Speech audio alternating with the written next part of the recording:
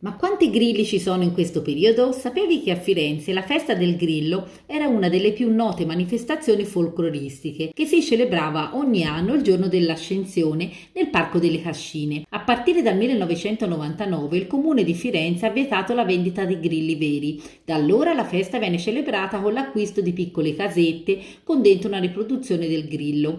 Sulla Calvana esiste il Monte Cantagrilli, dove si rifornivano i grillai prima del 1999. Ma sai da dove deriva l'espressione avere i grilli per la testa? Innanzitutto significa avere le idee strane, curiose, improvvise e stravaganti. Il grillo ci stupisce per la velocità e la capacità nello spiccare enormi salti rispetto alle sue dimensioni, e da qui appunto la metafora di qualcosa che improvvisamente passa per la testa.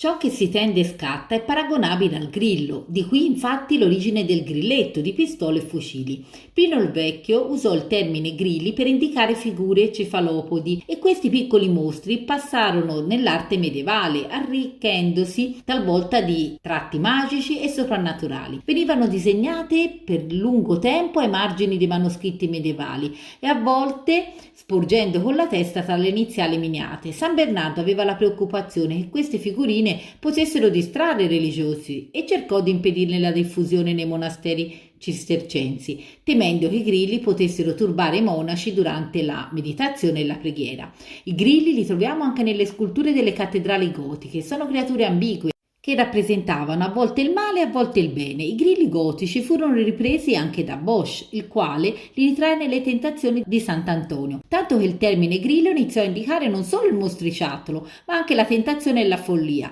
Quindi non fatevi venire i grilli per la testa, mi raccomando.